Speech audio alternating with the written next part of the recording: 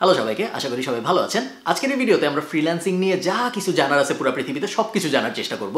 Freelancing কিভাবে করে, freelancing করে কিভাবে মাসে $5-10,000 আয় করা যেতে পারে, ফ্রিল্যান্সিং শুরু করবো কেমনে, কোথায় যাব, কাজ পাবো কেমনে, কে কাজ দিবে, কেন কাজ দিবে, ফ্রিল্যান্সিং কী জিনিস, করে কি হবে, না করলে কি হবে, লাভ কি, ক্ষতি কি, মোটামুটিভাবে যা কিছু জানার আছে ফ্রিল্যান্সিংয়ের ব্যাপারে সব কিছু আমরা জানার চেষ্টা করবো এই একটা ভিডিওতে। ভিডিওটা একটু বড় হবে এই কারণে আমি নিচে টাইম স্ট্যাম্প দিয়ে দেবো, যারা ইউটিউবে দেখবেন তাদের জন্য।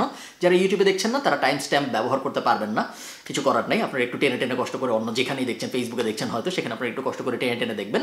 ভিডিওটা যদি মনে হয় আপনাদের উপকারে এসেছে, ভিডিওটা পুরোটা দেখার পরেই তো আসলে বুঝবেন উপকারে এসেছে নাকি, বাট যদি মনে হয় উপকারে এসেছে অবশ্যই চেষ্টা করবেন ভিডিওটা শেয়ার করতে আপনার বন্ধুদের সাথে বা আপনার ফ্রেন্ড লিস্টের মানুষজনদের সাথে। তার কারণ ফ্রিল্যান্সিংয়ের ব্যাপারে আনফর্চুনেটলি 10 বছর 15 বছর ফ্রিল্যান্সিংয়ের দুনিয়ায় বাংলাদেশের প্রবেশের পরেও অনেক ধরনের মিসকনসেপশন আছে, অনেক ধরনের ভুল ধারণা আছে, এবং এই কারণে ফ্রিল্যান্সিং বিষয়ে অনেক ধান্দাবাজিও হয়। চলেন শুরু করি ভিডিওটা। ফ্রিল্যান্সিং শিখতে হলে অবশ্যই ভালো গিটার বাজাতে পারতে হবে। যে ভালো গিটার বাজাতে পারে না সে কখনোই ভালো ফ্রিল্যান্সার হতে পারে না। It's a fact. ফ্রিল্যান্সিং কী জিনিস এটা আমরা সবাই জানি তো, তাই না? যারা জানেন না তাদেরকে আমি একদম সহজ করে বোঝাই দিচ্ছি। ফ্রিল্যান্সিং বোঝা কোনো জটিল ব্যাপার না। আপনি একটা জিনিস চিন্তা করেন, বাংলাদেশকে কেন গার্মেন্টস শিল্পে এত উন্নত বলা হয়? এটা বলার কারণ হলো বাংলাদেশে খুব কম দামে গার্মেন্টস বানায় বাংলাদেশ এক্সপোর্ট করতে পারে। গার্মেন্টস বলতে আমি জামা কাপড় বোঝাচ্ছি। সো ধরেন কথার কথা, এই যে জামাটা আমি পরে আছি, এই জামাটার গায়ে বিড়ালের লোম লেগে আছে, এখন এই জামাটা আমি H&M থেকে কিনেছিলাম, আমার হয়তো 15 ইউরো খরচ হয়েছিল জামাটা কিনতে। 15 ইউরো মানে 1500 টাকা। H&M এর এই জামাটা বানাইতে $1 খরচ হওয়ার কথা না, 1 ইউরো খরচ হওয়ার কথা না। কেন? তার কারণ H&M জামাটা আয়ারল্যান্ডে বসে বানায় নাই। H&M এরকম লাখ লাখ জামা বাংলাদেশ টাইপ দেশ থেকে বানায় জাহাজে করে নিয়ে আসছে। যেই বাংলাদেশের গার্মেন্টসটা এই জামাটা বানিয়ে দিয়েছে, ওই বাংলাদেশের গার্মেন্টসটা একটা ফ্রিল্যান্সার। H&M বাংলাদেশ থেকে এই জামাটা বানায় নিয়ে আসছে। H&M এই জামাটা আউটসোর্স করেছে, অন্য আর একটা দেশ থেকে সোর্স করে নিয়ে আসছে। বোঝাতে পারছি আমি আপনাকে? ওটা হলো আউটসোর্সিং। আর বাংলাদেশের গার্মেন্টসটা যেটা করলো, উনার পার্সপেক্টিভ থেকে চিন্তা করলে এই জিনিসটা ফ্রিল্যান্সিং। এই সেম ব্যাপারটা আগে শুধু ফিজিক্যাল গুডস নিয়ে করা যেত, যে জিনিসগুলো ধরা ছোঁয়া যায় ওই জিনিসগুলো নিয়ে করা যেত। আমার পেঁয়াজ দরকার, আমি অমুক দেশ থেকে যে দেশে পেঁয়াজ সস্তা নিয়ে আসলাম। আমার জামা দরকার, আমি দেখলাম কোন দেশে জামা আসলে সস্তায় বানানো যায়, কোন দেশে লেবারের খরচ কম, ওই দেশ থেকে আমি সস্তায় জামা নিয়ে আসলাম। ইন্টারনেটের পেনিট্রেশনের পরে সুবিধাটা যেটা হয়েছে, এই জিনিসটা এখন ডিজিটাল জিনিসপত্র নিয়েও করা যায়। আগে যদি অনেক আগে এক সময় যদি আমার ওয়েবসাইট দরকার হইতো, আমি আয়ারল্যান্ডে বসে আছি, আমার একটা ওয়েবসাইট দরকার, আমার আয়ারল্যান্ডেরই একজনকে খুঁজে বের করতে হইতো যে আমাকে ওয়েবসাইটটা বানায় দিবে। আমার একটা লোগো দরকার, আমার একটা এক্সেলের কাজে হেল্প দরকার, আমার একটা মাইক্রোসফট ওয়ার্ডে কিছু একটা লেখা দরকার, আমার আশপাশে যারা আছে তাদেরকেই আমার খুঁজে বের করতে হইতো যারা ওই কাজে এক্সপার্ট। আমার একটা গেম বানানো দরকার, ইউ গেট দ্য আইডিয়া। আমার আশপাশের কোনো একটা মানুষকে খুঁজে বের করতে হইতো যে আমাকে এই কাজটা করে দিবে। ইন্টারনেট পেনিট্রেশনের সুবিধাটা যেটা হয়েছে, এখন আমার আশপাশের মানুষের উপর আমার আর নির্ভর করতে হচ্ছে না। ফিজিক্যাল ওয়ার্ল্ডে ওই যে যেভাবে H&M বাংলাদেশ থেকে জাহাজে করে গার্মেন্টস এনে H&M আয়ারল্যান্ডে বিক্রি করতো, ওই একইভাবে এখন আমরা ডিজিটাল ওয়ার্ল্ডে চাইলেই আমার যদি একটা ওয়েবসাইট দরকার হয়, আমি আয়ারল্যান্ডের একজনকে না খুঁজে রাঙামাটির একজনকে খুঁজে বের করতে পারি যে আমাকে ওয়েবসাইট বানায় দিবে। আমার লাভ কি? H&M এর লাভ কি? কম দামে পাচ্ছে। আমার লাভও সেম। আমি যখন তৃতীয় বিশ্ব থেকে বা দ্বিতীয় বিশ্ব থেকে একজনকে দিয়ে আমার ওই সেম কাজটা করাবো, ওই কাজটা করাইতে আমার প্রথম বিশ্বে যেই ধরনের খরচ হইতো, তৃতীয় বিশ্বে তার থেকে 10 ভাগের 1 ভাগ, 15 ভাগের 1 ভাগ খরচ হবে। আপনি নর্মালি চিন্তা করেন, আমার যদি আজকে একটা ওয়েবসাইট বানানোর দরকার হয়, আমি যদি আয়ারল্যান্ডের একটা এজেন্সিকে হায়ার করি ওয়েবসাইট বানানোর জন্য, আমার কাছ থেকে হয়তো 5000 ইউরো নেবে। কিন্তু এই সেম ওয়েবসাইট আমি যদি একটা ইন্ডিয়ান কোম্পানিকে হায়ার করি বা আমি যদি একটা বাংলাদেশি কোম্পানিকে হায়ার করি, তাহলে হয়তো আমি 1000 ইউরোতে ওটা করায় ফেলতে পারবো। এই ব্যাপারটা ওই যে বাংলাদেশের যে লোকটা আমাকে করে দিচ্ছে সেম ওয়েবসাইটটা, ওই বাংলাদেশি লোকটা ফ্রিল্যান্সার, আর আমি এই ক্ষেত্রে আউটসোর্স করতেছি ওয়েবসাইটটা। বোঝা গেছে ফ্রিল্যান্সিং কী জিনিস এবং আউটসোর্সিং কী জিনিস? চল আমরা কম্পিউটারে যাই, আমাদের আরও অনেক কিছু দেখতে হবে। ওর নাম মাকলু, তবে ওকে ওর ফলোয়াররা অনেক সময় ফ্রিল্যান্সার মাকলুও বলে, এবং আরও অনেকে ওকে মাকলু স্যার বলেও সম্বোধন করে। ওর সামনের বইমেলায় একটা বই বের হবে, আমি অবশ্যই রেকমেন্ড করবো বইটা কিনবেন এবং রকমারি.com-এ 5 স্টার রেটিং দিবেন এই বইটাকে। ঠিক আছে মাকলু, সবাইকে বাই বলো, সবাই ফ্রিল্যান্সার হতে চায়। তো আপনার মনে হয়তো প্রশ্ন আসছে যে ভাই আমি সবই বুঝলাম, কিন্তু আমি ক্লায়েন্ট কিভাবে পাবো আসলে? ধরেন আমার একটা স্কিল আছে, আমি লোগো বানাইতে পারি, আমি ওয়েবসাইট বানাইতে পারি, আমি কোডিং করতে পারি, আমি অ্যানিমেশনের কাজ জানি, আমি ভিডিও এডিট করতে পারি, কাজ স্কিলের তো কোনো শেষ নাই। বাট আমার এই স্কিল অনুযায়ী ক্লায়েন্ট আমি কীভাবে খুঁজে পাবো? গার্মেন্টসের জন্য তো সহজ, গার্মেন্টস একটা বড় জিনিস। গার্মেন্টস হয়তো H&M-কে ফোন দিয়ে বলছে যে H&M তোমার কি জামা দরকার, আমরা জামা দিতে পারবো। গার্মেন্টস হয়তো ফোন দিয়ে বলতে পারছে, বাট পুরো দুনিয়ায় একটা মানুষের কার কোন কাজ লাগবে, সেই কাজের স্কিল আমার আছে নাকি, এই সব কিছু আমি কীভাবে খুঁজে পাবো? এই জিনিসটা বোঝার জন্য আমাদের মার্কেট প্লেসের আইডিয়াটা বুঝতে হবে। মার্কেট প্লেস হলো এমন একটা জায়গা, আপনারা ফ্রিল্যান্সিংয়ের দুনিয়া মার্কেট প্লেস ওয়ার্ডটা অনেক বেশি খুঁজে পাবেন। মার্কেট প্লেস হলো এমন একটা জায়গা যেখানে ক্লায়েন্টরা বা পোটেনশিয়াল ক্লায়েন্টরা তাদের যে ধরনের কাজ লাগবে ওই ধরনের কাজের কথা বলে পোস্ট করে জব, এবং ওই জব পোস্টগুলো আপনি দেখতে পারবেন। ওই জব পোস্টগুলো দেখে দেখে আপনার যে জবগুলো মনে হয় আপনি করতে পারবেন, ওই জবগুলো আপনি বিড করতে পারবেন। এই ওয়ার্ডগুলো আমাদের একটু বুঝতে হবে, এগুলো মার্কেট প্লেস, এগুলো ফ্রিল্যান্সিং এর সাথে জড়িত জিনিসপত্র। বিড বলা হয় কেন আমি ঠিক জানি না, বিড একটা নিলামের শব্দ, বাট বিড করা বলতে আসলে ফ্রিল্যান্সিং এর দুনিয়ায় বোঝায় অ্যাপ্লাই করা। সো মার্কেট প্লেস থাকবে, মার্কেট প্লেসে বায়াররা আসবে, মার্কেট প্লেসে ফ্রিল্যান্সাররাও সাইন আপ করবে, এবং তারপরে ওই মার্কেট প্লেসে বায়াররা জব পোস্ট করবে। জব পোস্ট করার পরে সেই জবগুলোর মধ্যে থেকে আপনার যদি মনে হয় এই জবগুলোর মধ্যে এই জবটা আমি পারি, তখন আপনি ওই জবে অ্যাপ্লাই করবেন। অ্যাপ্লাই যখন আপনি করবেন, তখন ওই অ্যাপ্লিকেশনের ভিতরে আপনি বর্ণনা করবেন যে কেন আমি পারি, নর্মাল জব অ্যাপ্লাই করার মতো একটা ব্যাপার। এবং তারপরে আপনি যদি সিলেক্টেড হন, তাহলে ওই বায়ার মার্কেট প্লেসটাকে টাকা দিবে এবং আপনাকে কাজ শুরু করতে বলবে। আপনাকে কিন্তু টাকা দিবে না বেশিরভাগ ক্ষেত্রে, কখনো কখনো আপনাকে কিছু অ্যাডভান্স দিতেও পারে, বাট বেশিরভাগ ক্ষেত্রে কমনলি যেটা হয় সেটা হলো বায়ারটা মার্কেট প্লেসটাকে টাকা দেয়। তারপর আপনি কাজ শুরু করবেন। আপনার কাজ যখন শেষ হবে, আপনি বায়ারকে কাজ জমা দিবেন, তখন মার্কেট প্লেস টাকাটা রিলিজ করে আপনাকে দিবে। সো আমি যদি আমার স্ক্রিনটা আপনাদের দেখাই, আপনারা দেখতে পাচ্ছেন এখানে আমার স্ক্রিন। এটা হলো upwork.com, আর্গুয়েবলি ফ্রিল্যান্সারদের জন্য সবচেয়ে বড় মার্কেট প্লেসের নাম upwork.com। আপনারা আমার প্রোফাইল দেখতে পাচ্ছেন, এখানে দেখতে পাচ্ছেন $30,000 আয় করেছি আমি এবছর। আমি যদি মাই জবস, আপনারা এখানে আমার পুরো জব হিস্ট্রি দেখতে পারবেন, আমার সব কাজকর্মের হিস্ট্রি, কোন কাজ কীরকম করেছি, কাজের রেটিং টেটিং সব কিছু দেখতে পারবেন, পুরো জিনিসটাই পাবলিক। এখানে আমি আরেকটা ব্যাপার বলে রাখি, আপনি যদি কারো কাছ থেকে ফ্রিল্যান্সিং শিখেন এবং সে যদি আপনাকে এরকম কিছু দেখাইতে না পারে, তার মানে হলো সে আসলে নিজে ফ্রিল্যান্সিং করে খুব ভালো করতে পারে নাই জীবনে, এবং নিজে যে ফ্রিল্যান্সিং করে খুব ভালো করতে পারে নাই, তার কাছ থেকে আসলেও ফ্রিল্যান্সিং শেখা উচিত নাকি, এটা নিয়ে আপনার একটু ভাবা উচিত। আমার মতে উচিত না। আমি যদি মাই জবসে যে আপনি দেখবেন, এখানে আমি একটু আগে যখন লগ ইন করেছি তখন আমি খেয়াল করেছি, আগে দেখি নেই, আমার এখানে $19,000 মতো এখনও আছে, যেটা আমি উঠাই নাই, এটা অনেকদিন ধরে এখানে আছে। তার কারণ যদিও এখন আর আমি ফ্রিল্যান্সিং করি না, কিন্তু আমার অনেকগুলো পুরানো ক্লায়েন্ট আছে যাদের আমি এখনও রেগুলারলি আপওয়ার্কেই বিল করি। এদেরকে আমি ক্লায়েন্ট পেয়েছি যখন আমি ফ্রিল্যান্সার ছিলাম ওই সময়, এবং এখনও গত 3, 4, 5 বছর ধরে আমি তাদের সাথে কাজ করে যাচ্ছি।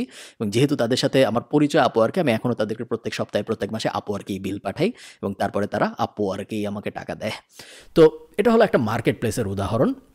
এটা একটা general market place. General market place মানে হলো এই মার্কেট প্লেসে সব ধরনের কাজ পাওয়া যায়। আমি যদি google.com-এ যাই এবং আমি যদি আপওয়ার্ক স্কিল লিস্ট লিখে গুগল করি, এবং তারপরে এই যে hire top freelancers by category, এটা যদি আমি ওপেন করি upwork.com/hire, আপনি দেখতে পারবেন এইখানে হাজার হাজার স্কিলের লিস্ট দেয়া আছে, যেই সব স্কিলের ওপরে আপওয়ার্কে জব আছে। সো কথার কথা 2D অ্যানিমেশনের ওপর জব আছে, 3D অ্যানিমেশনের ওপর জব আছে। আপনি ক্যাটাগরি চেঞ্জ করলে আরও অনেক অপশন দেখতে পারবেন, লিগাল অ্যাডভাইজর, ইন্টারন্যাশনাল ট্যাক্স, লিস্টের কোনো শেষ নেই। হাবি যাবি হাজার হাজার রকমের কাজ আপওয়ার্কে আছে। আপওয়ার্ক একটা জেনারেল মার্কেট প্লেস, যেখানে সব ধরনের কাজের জন্য ক্লায়েন্টরা ফ্রিল্যান্সার খুঁজে পেতে পারে। এবং আপনি যদি এই হাজার হাজার লিস্টের মধ্যে কোনো কাজের ব্যাপারে একজন এক্সপার্ট হন, এবং আপনি যদি আপওয়ার্কে একটা প্রোফাইল খোলেন, তারপরে আপনি যখন এখান থেকে ফাইন্ড ওয়ার্কে চাপ দিবেন, তখন আপনি কাজের লিস্ট দেখতে পারবেন যে কাজগুলো ক্লায়েন্টরা পোস্ট করেছে, এবং তখন আপনি ওই কাজগুলো বিড করতে পারবেন বা অ্যাপ্লাই করতে পারবেন। এবং তারপরে যখন আপনার অ্যাপ্লিকেশনটা অ্যাকসেপ্টেড হবে, তখন আপনি কাজ শুরু করতে পারবেন। এবং পুরো প্রসেসটার মধ্যে আপওয়ার্ক একটা মিডিয়া হিসেবে কাজ করবে, আপনার মধ্যসত্ত্বা হিসেবে কাজ করবে। এবং আপওয়ার্ক এই ব্যাপারটা নিশ্চিত, যেহেতু আপনি ক্লায়েন্টকে চিনেন না, ক্লায়েন্ট আপনাকে চিনেন না, সো আপনার এটা নিশ্চিত করতে হবে যে ক্লায়েন্ট আপনাকে আসলেও টাকা দিবে কাজের পরে, আবার ক্লায়েন্টেরও এটা নিশ্চিত করতে হবে যে আমি আসলে কাজ পাবো টাকা দিলে। ওইসব কারণে আপওয়ার্ক একটা মিডলম্যান হিসেবে কাজ করে। এই মিডলম্যান হিসেবে কাজ করার জন্য আপওয়ার্ক প্রত্যেকটা প্রজেক্টের 20% নিয়ে নেয়।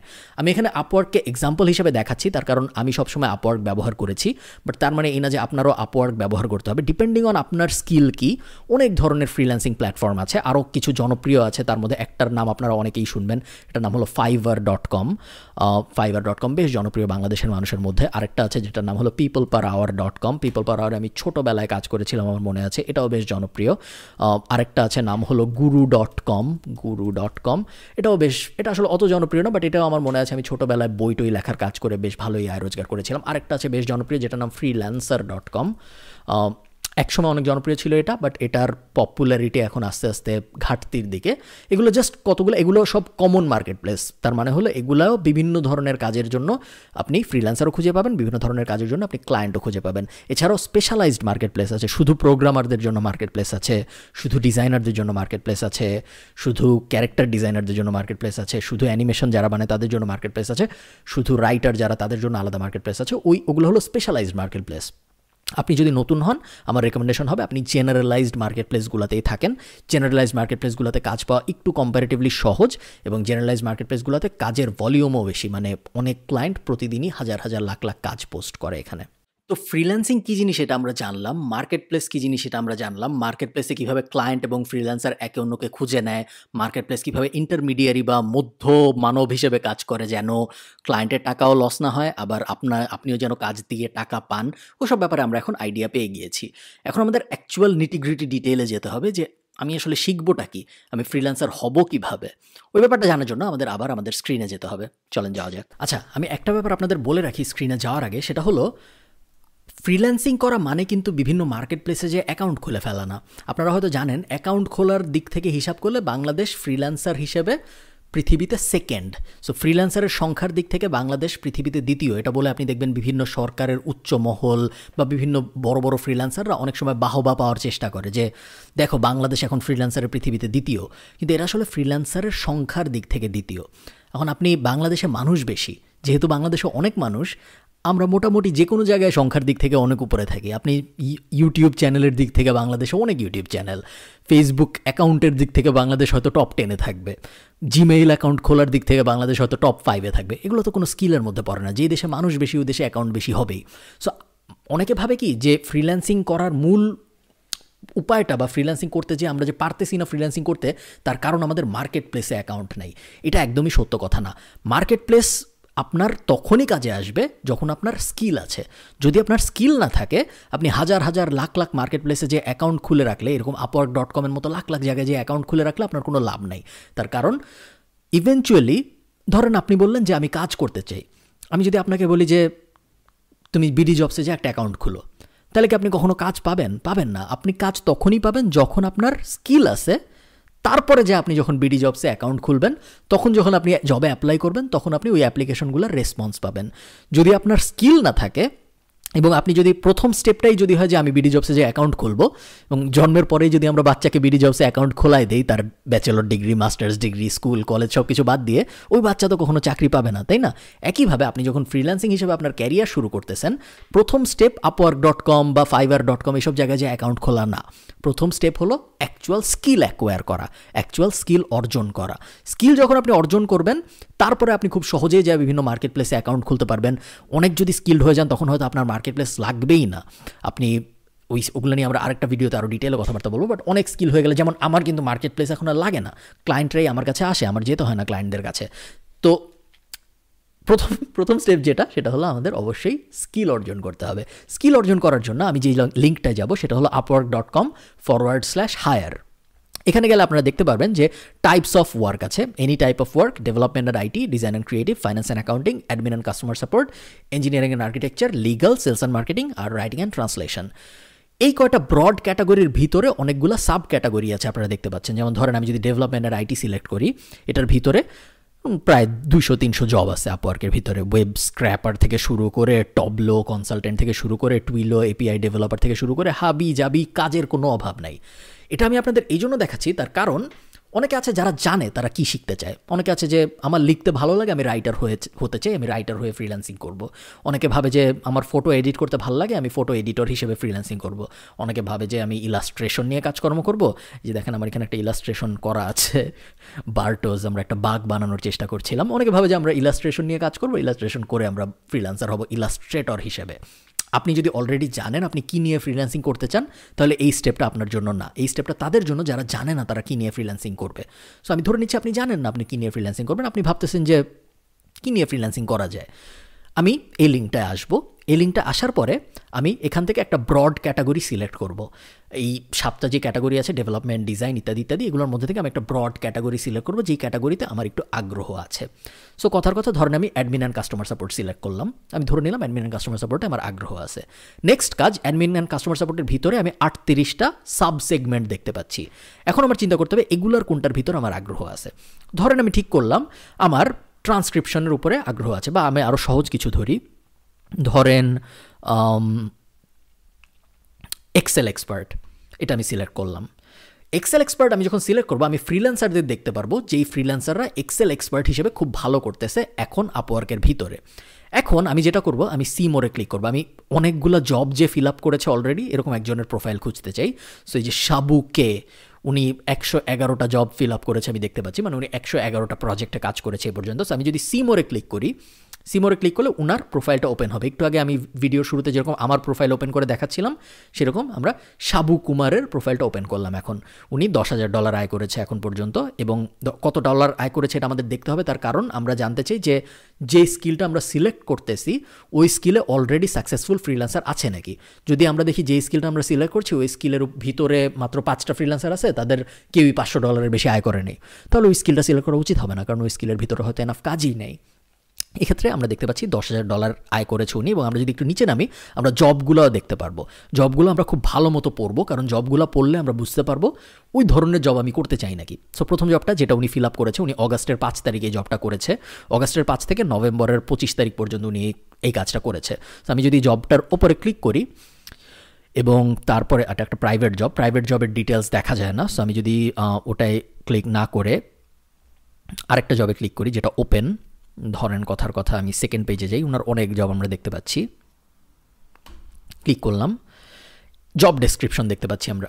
জব ডেসক্রিপশন কি? We are looking for manual data entry professional who can work for us in short term assignment. We have to start work immediately. If you have dedicated work nature please apply. So একটা client এই জিনিসটা লিখে post করেছিল, তাদের একটা data এন্ট্রির মানুষ দরকার। এরপরে এই সাবুজে উনি অ্যাপ্লাই করেছে এবং উনি অ্যাপ্লাই করার পরে উনি এই কাজটা পেয়েছে। কাজটা পাওয়ার পরে উনি কত টাকা পেয়েছে? $60 পেয়েছে সম্ভবত এই জবটা থেকে। এটাই ক্লিক করেছিলাম না? সো এইগুলো এইভাবে যখন আপনি প্রত্যেকটার জবের ডেসক্রিপশন পড়বেন, আবারও আমরা ব্যাকে চলে যাব। ব্যাকে চলে যেয়ে আমরা আরেকটা ক্যাটাগরি সিলেক্ট করব। আরেকটা ক্যাটাগরি সিলেক্ট করে আবার ওখান থেকে ফ্রিল্যান্সার সিলেক্ট করব। ফ্রিল্যান্সার সিলেক্ট করে ওই ফ্রিল্যান্সার কী কী জব করেছে ওই জবগুলোর ডেসক্রিপশন পড়ব। এই পুরো প্রসেসটা আমরা যখন বারবার রিপিট করতে থাকবো তখন আমরা খুব সহজে না, আপনার হয়তো 7 থেকে 10 দিন লেগে যাবে, বাট ইভেনচুয়ালি আমরা বুঝে যাব যে আমরা কোন ক্যাটাগরিতে কোন স্কিলের আন্ডারে কাজ করতে চাই, কোন স্কিলটা আমরা আসলে শিখতে চাই। ওটা যখন আমরা সিলেক্ট করে ফেলতে পারবো যে কোন স্কিল আমরা শিখতে চাই, তারপরেই আমরা অ্যাকচুয়ালি নেক্সট স্টেপে মুভ করতে পারবো, যেটা হলো সেই স্কিলটা অ্যাকচুয়ালি শেখা। আমাদের কিন্তু এখনও আপওয়ার্ক বা এরকম কোনো মার্কেট প্লেসে অ্যাকাউন্ট খোলার কোনো দরকার নেই। আমরা এখনও স্কিলই শিখি নাই, আমরা এখনও স্কিল শেখার ফেজে আছি। আমরা মার্কেট প্লেসের ভিতরে গিয়েছি, আমরা মার্কেট প্লেসে রিসার্চ করছি, তার কারণ আমরা জিনিসটা টপ ডাউন স্টাইলে করতে চাই। আমরা আগে দেখতে চাই কী কী জবের ডিমান্ড আছে, তারপর ওখান থেকে ব্যাক ট্র্যাকে এসে ওই জিনিসগুলো শিখতে চাই। উল্টা না, অনেকে আছে আমরা আগে শিখি তারপর যাই দেখি আপওয়ার্কে ওই রিলেটেড কোনো কাজই নেই, তখন তো আমাদের পুরো শেখাটাই ওয়ার্থলেস হয়ে গেল, তাই না? সো আমরা উল্টাভাবে করবো, আমরা আগে আপওয়ার্কে যাব, বা আপওয়ার্কে যেতে হবে তা না, আপনি সেম কাজ ফাইবারে যেও করতে পারেন, যে কোনো মার্কেট প্লেসে যে আপনি করতে পারেন। দেখেন এই যে উপরে গ্রাফিক ডিজাইন, ডিজিটাল মার্কেটিং, বিভিন্ন ক্যাটাগরি আছে, ক্যাটাগরির ভিতরে সাব ক্যাটাগরি আছে। ওই সাব ক্যাটাগরির কোনো একটা যদি আপনি সিলেক্ট করেন তাহলে ওই সাব ক্যাটাগরির ভিতরে বিভিন্ন গিগ দেখতে পারবেন আপনি। এটা 22টা বিক্রি হয়েছে, এটা 205টা বিক্রি হয়েছে, এটার 71টা বিক্রি হয়েছে। সো আমরা বুঝতে পারি মোটামুটিভাবে কভার লেটারের একটা ডিমান্ড আছে মার্কেটে। এই ব্যাপারটা বোঝা জরুরি যে কোন জিনিসের ডিমান্ড আছে মার্কেটে। না বুঝে আমরা হঠাৎ করে যদি একটা জিনিস শেখা শুরু করি, ওইটা আমার বড় ভাই শিখছে দেখে বা ওই বিষয়ে কোচিং আছে দেখে, এবং তারপরে যখন আমরা সব শেখা শেষ করে আপওয়ার্ক বা এরকম মার্কেট প্লেসে কাজ করতে যাব, তখন যখন আমরা দেখব কাজ নাই, তখন কিন্তু আমাদের পুরো ব্যাপারটা হতাশার জীবন হয়ে যাবে। ওটা করা যাবে না। অ্যাকচুয়াল স্কিল কী শিখবো এটা আমরা এখন ডিসাইড করে ফেললাম। নেক্সট স্টেপ হলো ওই স্কিলটা অ্যাকচুয়ালি শেখা। এটা সবচেয়ে গুরুত্বপূর্ণ স্টেজ। এই স্টেজ যদি ঠিক মতো না হয় তাহলে অন্য কোনো কিছুর কোনো মানে নেই। অনেক মানুষ আছে যাদের সব কটা ফ্রিল্যান্সিং মার্কেট প্লেসে অ্যাকাউন্ট আছে, বাট তাদের অ্যাকচুয়াল স্কিলটাই নেই, এই কারণে তাদের কোনো আয় রোজগার নেই। অনেকে আছে অল্প একটু কাজ পারে, হাজার মার্কেট প্লেসে অ্যাকাউন্ট, কিন্তু তাদের মাসে ইনকাম দেখা যায় $50 ক্রস করে না। $50 বা $100 আয় করার জন্য ফ্রিল্যান্সিং করার কোনো দরকার নেই। $100 মানে মাত্র 8,000 টাকা। 8,000 টাকা আয়ের জন্য ফ্রিল্যান্সিং করে কোনো লাভ নেই। 8,000 টাকা আয়ের জন্য অন্য আরও অনেক ভালো ভালো উপায় আছে। যে কোনো ধরনের ব্যবসা, ফেসবুক কমার্সও শুরু করলে আপনি ফ্রিল্যান্সিংয়ের থেকে অনেক সহজে 8,000 টাকার ইকুইভ্যালেন্ট থেকে অনেক বেশি আয় করে ফেলতে পারবেন। যাও, আমি র্যান্ট শেষ করি। কোনো কিছু শেখার জন্য ফার্স্টেই আপনার যে কাজটা করতে হবে সেটা হলো আপনার নেইবারহুড এফেক্ট ফলো করতে হবে।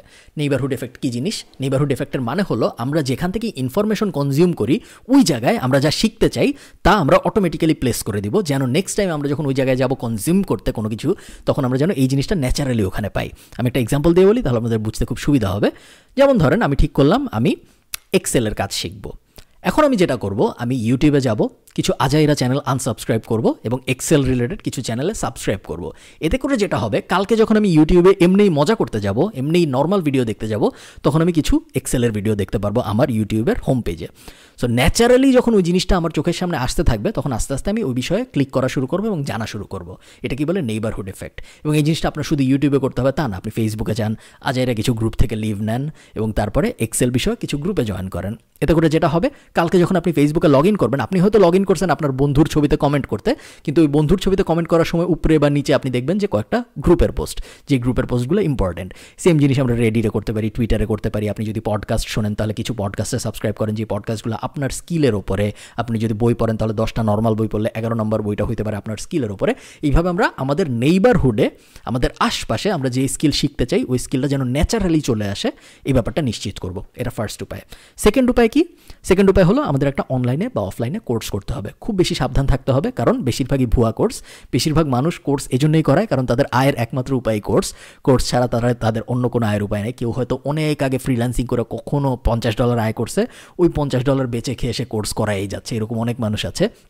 অনেক মানুষ আছে যারা কখনো আয় করে নাই কিন্তু তারা কোর্স করায়। এবং সো খুব খুব সাবধান থাকবে। বাংলাদেশের মার্কেটে এটা খুব বেশি হয়, বাট ইন্টারন্যাশনাল মার্কেটে এই জিনিসটা অনেক হয়। সো যেখান থেকে আপনি বাংলায় কোর্স করেন, ইংলিশে কোর্স করেন, সামনাসামনি করেন, অনলাইনে করেন, যেভাবেই করেন, খুব সাবধানে থাকবেন। চেষ্টা করবেন আগে যারা করেছে তাদের কাছ থেকে রিভিউ নিতে, এমন কারো কাছ থেকে শিখতে যে অলরেডি জানে এবং সে যে জানে এটার প্রমাণ সে দিতে পারবে। সে যদি ফ্রিল্যান্সিং করে তাহলে তার ফ্রিল্যান্সিং প্রোফাইল আপনাকে দেখাইতে পারবে। সে যদি আপনাকে ওয়েবসাইট বানানো শেখায় তাহলে সে আগে যে 500 ওয়েবসাইট বানিয়েছে ওই 500 ওয়েবসাইট আপনাকে দেখাইতে পারবে।